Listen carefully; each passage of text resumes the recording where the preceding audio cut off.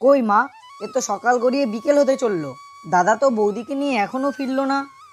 আমিও তো তাই ভাবছি, রাস্তায় কোনো অসুবিধা হলো না তো তাদের? আরে না না, কোনো অসুবিধা হয়নি, হয়তো ফিরছে আস্তে আস্তে, তাই দেরি হচ্ছে।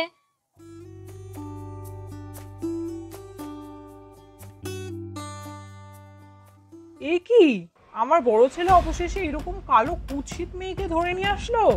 কত স্বপ্ন দেখেছিলাম বড় বৌমা আমার পছন্দের মতো দেখতে হবে। মা, দাদা একই মেয়েকে ধরে নিয়ে আসলো? এ তো দেখতে খুবই কুৎসিত। হ্যাঁ ঠিকই তো বলেছো, আমিও তো সেইটাই ভাবছি। আরে দাদা, তাহলে অবশেষে বিয়ে করেই নিলি। আর বৌদি, আমি তোমার ছোট দেওর, একটু জ্বালাতন তো আমি করতেই পারি, তাই না বলো? কি রে বিজয়, তুই এখনো তো স্বভাবটা বদলাতে পারলি না?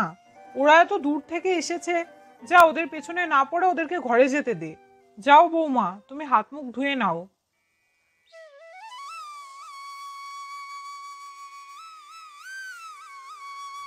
আরে মা, সবে তো জমে উঠেছিল, তার মধ্যেই তুমি জল ঢেলে দিলে। বলি কি বিজয়, অবশেষে তোর দাদা একই মেয়েকে ধরে নিয়ে আসলো। এই মেয়ে তো দেখতে খুবই কুৎসিত, আর আমাদের বাড়ির বড় বউ হওয়ার যোগ্যই না। মা, দাদা যথেষ্ট জ্ঞানী, সে যে কাজটা করে 100 বার ভেবে চিনতে তারপরই করে। দাদা যখন পছন্দ করে এনেছে, তাহলে বৌদি অবশ্যই অনেক গুণী। আর বৌদি কালো বলে তুমি বলছো তো? কই, আমিও তো বিয়ে করেছি, দেখেছো তো আমার বউয়ের অবস্থা। কি কি বলতে চাইছো তুমি?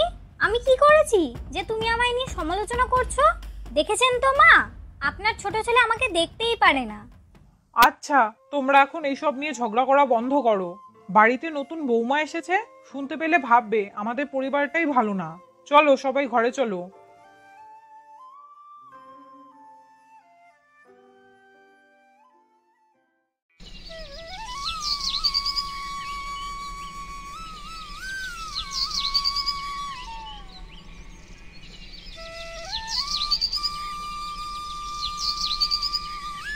তা কোথায় গো রঞ্জিতের মা?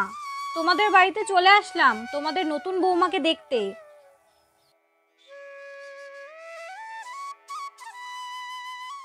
আরে আসুন আসুন।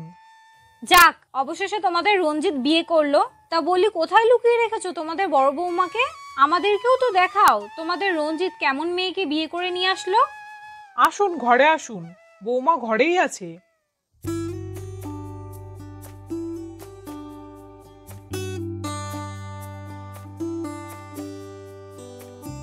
থাক থাক, প্রণাম করতে হবে না, বেঁচে থাকো মা, বেঁচে থাকো।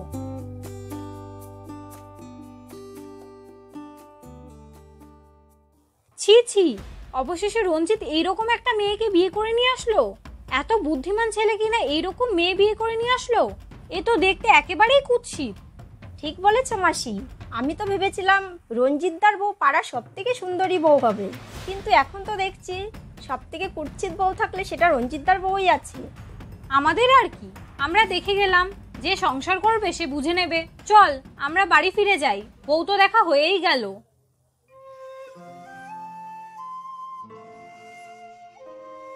যেই বৌমাকে দেখে যাচ্ছে তাদের সবার মুখে একই কথা, একই বৌমাকে ধরে নিয়ে আসলো। এরপর আমি পাড়ায় মুখ দেখাবো কি করে?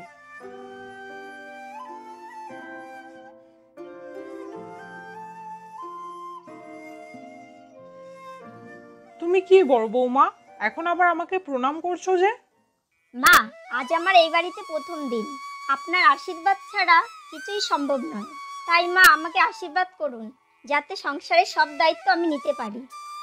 কালো হলে কি হবে, স্বভাবের দিক থেকে মনে হচ্ছে বড় বৌমা খুবই ভালো। গ্রামের লোকজন আসলো, তাদেরকেও প্রণাম করলো, আবার আমাকেও প্রণাম করে কাজ শুরু করতে চাইছে। ঠিক আছে বড় বৌমা, আজকের রান্নাটা নয় তুমিই করো। ঠিক আছে মা, আজকের রান্নাটা আমি করছি।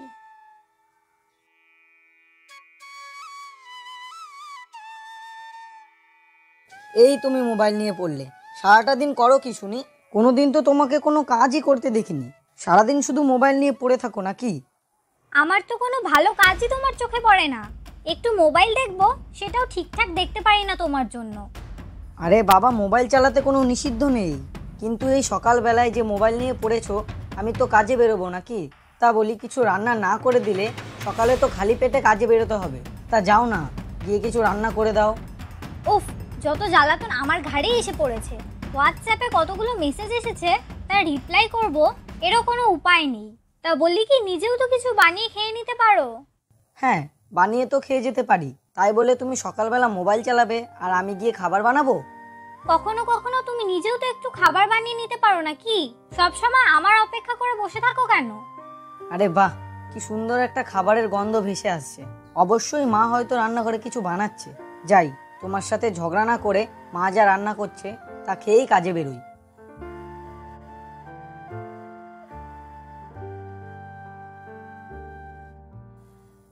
আরে মা, তুমি দেখি এই ঘরে রয়েছো, তা রান্নাঘর থেকে যে খাবারের গন্ধ ভেসে আসছে, তো কে রান্না করছে? বড় বৌমা সকালবেলা ঘুম থেকে উঠেই আমার কাছে এসেছিল, সংসারের সব দায়িত্ব নেবে বলছিল, তাই আমি তাকে আজ রান্না করতে পাঠিয়েছি। না না মা, বৌদিকে এত তাড়াতাড়ি রান্নাঘরে পাঠানো তোমার উচিত হয়নি। এই সংসারে আজ বৌদির প্রথম দিন, আর আজ থেকেই বৌদি রান্না করছে। তুমি আর কয়দিন পর বৌদিকে রান্নার দায়িত্ব দিলেই তো পারতে। আমি কি নিজের থেকে বলেছি নাকি? সে তো নিজেই এসে সংসারের সব দায়িত্ব নিতে চাইছিল। কিন্তু তুমি তো বৌদিকে নিষেধ করতে পারতে। সে বললো আর তুমি তাকে রান্নাঘরে পাঠিয়ে দিলে। তা কি করতাম? নিষেধ করতাম? তখন কি ভাবতো যে আমি কিছু করতে চাইলে শাশুড়ি আমাকে কিছুই করতে দেয় না? তখন তো আমি ওর কাছে ছোট হয়ে যেতাম না? আচ্ছা, এখন এসব ছাড়ো, চলো গিয়ে দেখি বৌদি কি রান্না করছে। আর যাই রান্না করছে, গন্ধটা যা বেরিয়ে আসছে না, মনে হচ্ছে খেতে খুব ভালো হবে।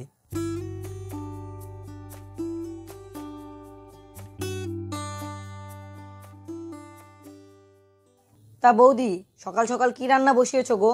গন্ধে পুরো বাড়ি ছেয়ে গেছে। বেশি কিছু না, দেখলাম রান্নাঘরে গিয়ে লাউ পড়ে নষ্ট হচ্ছে, তাই লাউ ঘন্ট আর মোচা রান্না করেছি। লাউ ঘন্ট আর মোচা? বাহ, দুটোই তো আমার খুব প্রিয় খাবার। তা বলি একটু চেখে দেখো না কিরকম হয়েছে। গন্ধ শুকতে শুকতে রান্নাঘরে চলে এসেছি, গন্ধে পুরো বাড়ি ছেয়ে গেছে। মনে হচ্ছিল যেন রাজভোগ রান্না হচ্ছে। না খেয়েও বলে দিতে পারি রান্নাটা খুব ভালো হয়েছে, কিন্তু চোখে দেখার সুযোগটা ছাড়বো কেন শুনি?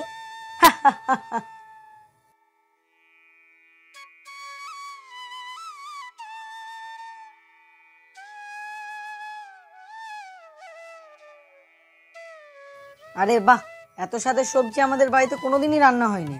বলি কি মা, তুমি একটু চেখে দেখবে নাকি? সত্যি গন্ধটা খুব ভালো বেরিয়েছে। মা আপনাকে একটু দেবো, খেয়ে দেখবেন কেমন হয়েছে। আরে দেও দেও, দেখছো না মা চুপচাপ দাঁড়িয়ে আছে। যখন দেখবে মা চুপচাপ দাঁড়িয়ে আছে, তখন বুঝে নিতে হবে যে মা নিষেধ করছে না।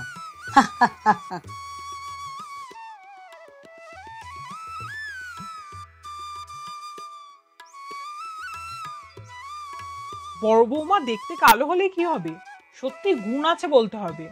লাউয়ের ঘন্টটা খেতে এত ভালো হয়েছে যে আমি আগে কখনো এরকম লাউয়ের ঘন্ট খাইনি। গন্ধটা ঠিক যেরকম বেরিয়েছিল, স্বাদটাও ঠিক সেই রকমই হয়েছে। বড় বউকে যতটা সরলশীলা ভেবেছি ততটা সে নয়। সে তো দেখছি খুবই চালাক। আজ সংসারের প্রথম দিন আর আজকেই মাকে বশে করে নিয়েছে। এর থেকে সাবধান থাকতে হবে। আর যে করেই হোক মাকে বোঝাতে হবে যে এই বাড়িতে সব থেকে দায়িত্ববান বউ হলাম আমি।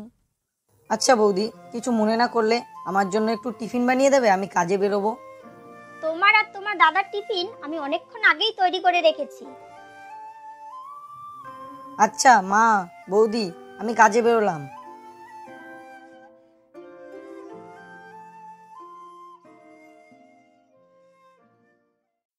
হ্যালো রীতা, তোকে বলেছিলাম না আমাদের বাড়ির সেই কালো বউয়ের কথা? ও তো দেখছি মাকে রীতিমতো বশ করে নিয়েছে। কিছু একটা করতে হবে, এইভাবে আর সহ্য হচ্ছে না। তুই না পারলে কেউ পারবে না এটা। তুই একটা কাজ কর, বড় বউ যখন রান্না করবে তখন এক ফাঁকে গিয়ে নুন কিংবা চিনি মিশিয়ে চলে আসবি। আর বড় বউ যখন এই খাবারটা সবাইকে খাওয়াবে তখন বুঝতে পারবে বাড়ির লক্ষ্মী হওয়ার ফল কি হয়। বুদ্ধিটা তো তুই ভালোই দিয়েছিস। আজই দেখছি কি করতে পারি। এখন রাখছি রে, বিকেলে আবার কল করব। ঠিক আছে, বিকেলে কল করিস।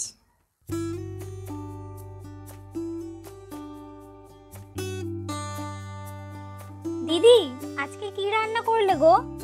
আজকের বেশি কিছু রান্না করিনি রে, শুধু মাছ আর ডাল রান্না করেছি। আর আজকে এতটা আইডিয়া করে রান্না করেছি যে চেকেও দেখিনি। যাক, তাহলে আমার কাজটা করতে আরো সুবিধা হবে। আর তুমি যে রান্না করো দিদি, চেখে দেখার কোনো দরকারই পড়ে না। ছোট, তুই একটু রান্নাঘরে দাঁড়া, আমি ওই ঘর থেকে মায়ের কাপড়গুলো নিয়ে আসি, ধুয়ে দিতে হবে। আরে বাহ, আজকে তো একের পর এক সুযোগ আসছে। ঠিক আছে দিদি, তুমি যাও, আমি রান্নাঘর দেখছি।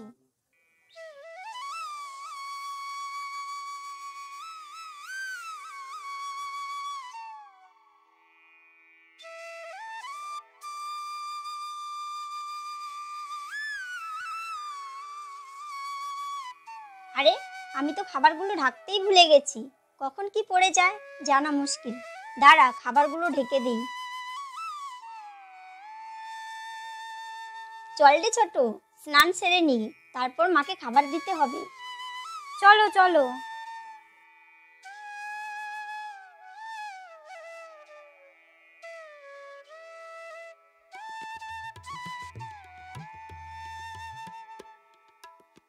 না, খাবারটা চেক না করে মাকে দেওয়া উচিত হবে না। একটু চেকে দেখি।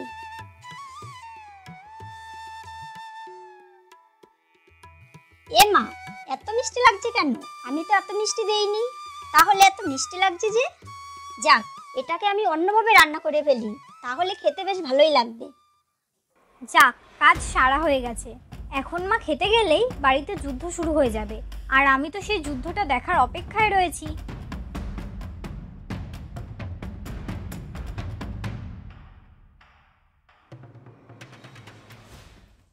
আরে বাহ, এইরকম পদ্ধতিতে মাছ রান্না আমি আগে কখনো খেয়ে দেখিনি। খুব ভালো হয়েছে। এ কি, মাছের মধ্যে এতটা পরিমাণ চিনি দিয়ে আসলাম, তারপরেও মা বলছে খেতে ভালো হয়েছে। মাছটা আমি অন্যরকম ভাবে রান্না করেছিলাম, কিন্তু চেকে দেখি মাছটা মিষ্টি লাগছিল। তাই তো আমি এই পদ্ধতিতে রান্না করে নিয়ে আসলাম। ও, এর মধ্যে উনি চেখেও ফেলেছেন। তাই তো বলি, খাবারটার এত গুণগান হচ্ছে কেন। সত্যি বৌমা, তুমি সত্যিই লক্ষ্মী, আর তোমার গুণ আছে বলতে হবে। লক্ষ্মী কি শুধু ভালো খাবার রান্না করলেই হয়? রূপও তো থাকতে হয় নাকি? তোমার তো শুধু রূপটাই আছে, বিয়ের পর থেকে এখনো পর্যন্ত এক কাপ চাও ভালো করে খাওয়াতে পারলে না। তার মানে আপনি কি বলতে চাইছেন? আমি সংসারের জন্য কিছুই করছি না? আজ আসুক আপনার ছোট ছেলে, অনেক হয়েছে, আর নয়। সারাদিন শুধু বড় বউ আর বড় বউ, এর একটা হেস্তনেস্ত করেই ছাড়বো। ছোট, তুই এইভাবে মায়ের সাথে কথা বলতে পারিস না। তুই ভুল করেছিস, মায়ের কাছে এক্ষুনি ক্ষমা চা। তোমাকে আর জ্ঞান দিতে হবে না, তোমার জন্যই এসব হচ্ছে। তুমি যখন ছিলে না, তখন তো মা আমায় মাথায় করে রাখতো, আর এখন তো মা তোমাকে ছাড়া কিছুই দেখতে পায় না। আমি আবার কি করলাম? বাড়ির বড় বউ হয়ে বাড়ির দায়িত্ব নেব, এটাই তো আমার কাজ। থাকো তুমি তোমার কাজ নিয়ে।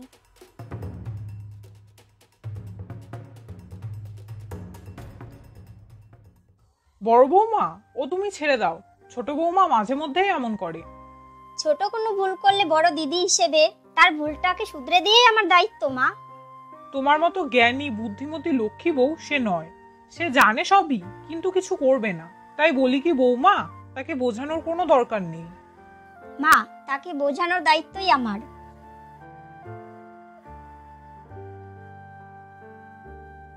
সত্যি দাদা, বৌদিকে দেখলে আমার এখন হিংসে হচ্ছে।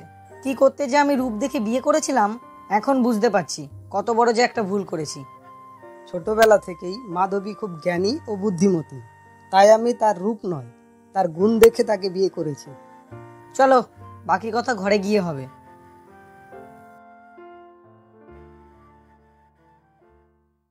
সারাদিন শুধু বড় বউ আর বড় বউ, আর কিছুই চোখে দেখতে পায় না উনি। তুমি কি জানো মা আমাকে বৌদির সামনে কত অপমান করেছে? তোমাকে এর একটা বিচার করতে হবে। অবশ্যই করব। আজ থেকে আমিও পাল্টে গেছি। যখনই কোনো ভুল দেখব, তখনই তার বিচার করা অবশ্যই উচিত। আগে তুমি বলো, তুমি কি করে এসেছো? মা আমাকে শুনিয়ে শুনিয়ে বড় বউর গুণগান গাইছিল, তাই তো আমি মা আর বড় বউকে অনেক কথা শুনিয়ে এসেছি। চলো, মাকে কিছু বলবে এই বিষয় নিয়ে। তুমি ভুল করেছো। মায়ের কাছে আর বৌদির কাছে তোমার ক্ষমা চাওয়া উচিত। যাও, গিয়ে ক্ষমা চেয়ে এসো। কি, তুমি আমাকে তোমার ওই কালো কুৎসিত বৌদি আর মায়ের কাছে ক্ষমা চাইতে বলছো? আমি মরে গেলেও ক্ষমা চাইতে যাব না। এতদিন আমি সব অন্যায় আবদার মেনে নিয়েছি। আজ থেকে আমি আর অন্যায়ের সাথে আপোষ করব না। তুমি যদি বৌদির মতো আচরণ করতে পারো, তাহলে এ বাড়িতে থাকো, না হলে আমি তোমার বাড়িতে ফোন করে দিচ্ছি, ওরা এসে তোমাকে নিয়ে যাবে। আমি কোনোদিন যাব না তোমাকে ফিরিয়ে আনতে, এই আমি বলে দিলাম। ভুলটা আমারই ছিল। দিদির সাথে ওইভাবে কথা বলা আমার উচিত হয়নি। আমি এখনই যাচ্ছি, গিয়ে ক্ষমা চেয়ে আসছি।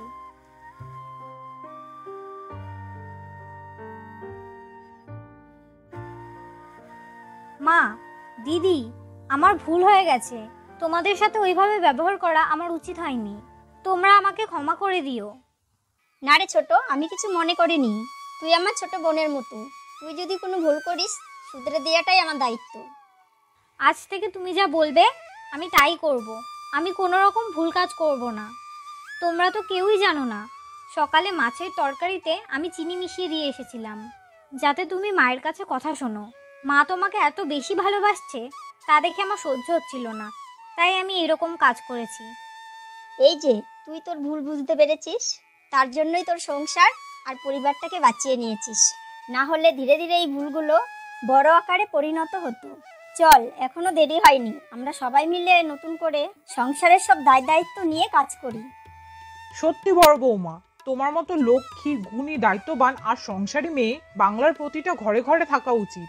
কখনো কারো রূপ নয়, গুণ দেখে তাকে সম্মান করা উচিত। আজ তোমার কারণে আমাদের সংসারটা বেঁচে গেল।